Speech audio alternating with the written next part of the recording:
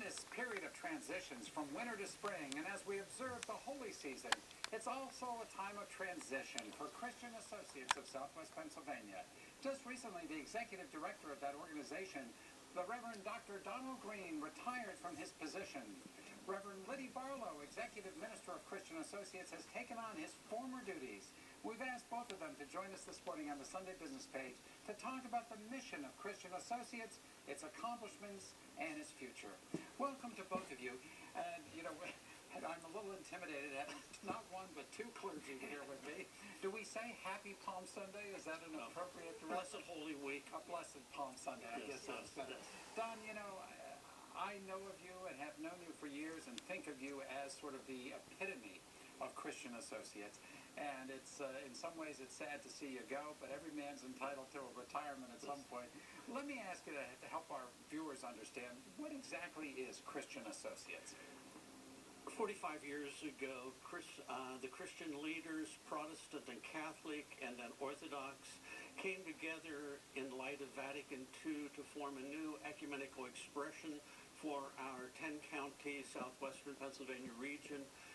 We are one of the few ecumenical organizations that has weathered this long now in our 44th year of operation, that brings together the Christian leaders, the bishops and church executives from 26 Protestant, Catholic, and Orthodox denominations to promote unity. I've heard it said that our Christian Associates is much stronger than many of those in other parts of the nation. Is that true?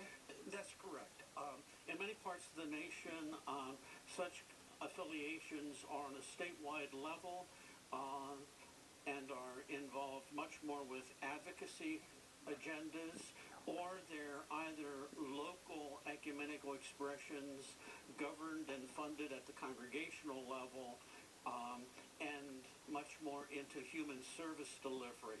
Whereas Christian Associates has primarily focused on building unity among the mid-level governing bodies of the member denominations. So that the various Christian organizations get to know and be familiar with each other's traditions and ecclesiastical practices? That's correct. And so that there is trust among the religious leaders so that they can talk about difficult issues, not only doctrinally, but in this age of culture wars, right. To be able to talk about how we perceive those issues from our respective faith traditions. Well, Liddy, this is both a generational change. Well, I can relate to that. It's both a generational change, it's a gender change, and of course you come from a different faith than Don does, a Lutheran. I'm Lutheran. And, I guess for me, as somebody who has been active in my own church, I guess the question is, what's it all going to mean as we go forward, Liddy? Well, that's what we're working on figuring out right now. I have a wonderful council of bishops and judicatory executives who have been working together closely for some time now. There's wonderful collegiality in the room, a lot of trust between the bishops and judicatory heads, which is wonderful to see. And so I look forward to seeing where they imagine Christian Associates to go in the future. There's so many roads that an organization like this could take, as Don was referring. And I think that we have identified our core values as collegiality, connectedness, and collaboration.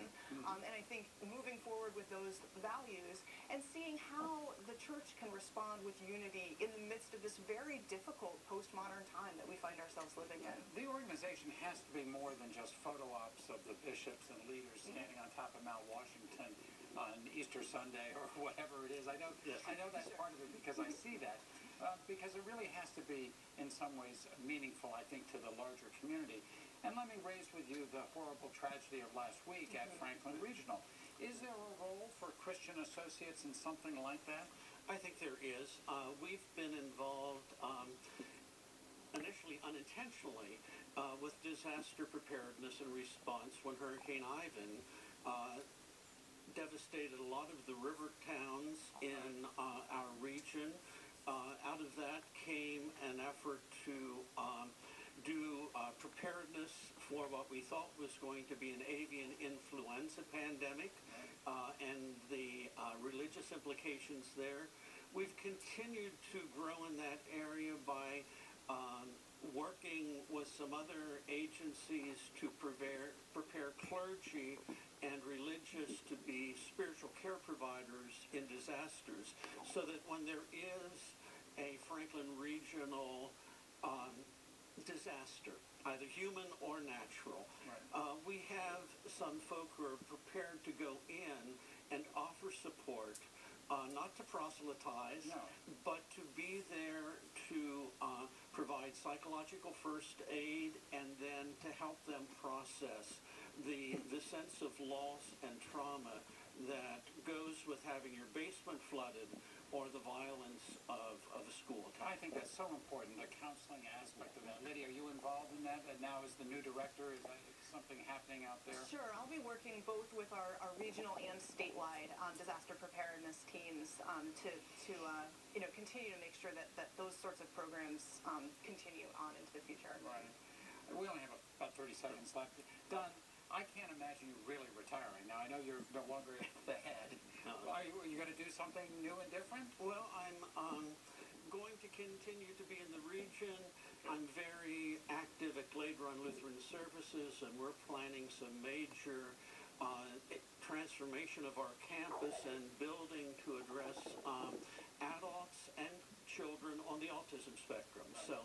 Well, thank you so much for your years of service. Thank you, John, and you've been a wonderful churchman in the Episcopal Diocese. Well, thank you. Appreciate that. And it's good to have you, Liddy, on board. And thank you so much for the work that you're going to do in the years ahead. Appreciate both of you. We'll be back with more of the Sunday Business Page in just a few moments. Stick with us. North Star Chevrolet, we're the largest Chevrolet dealership.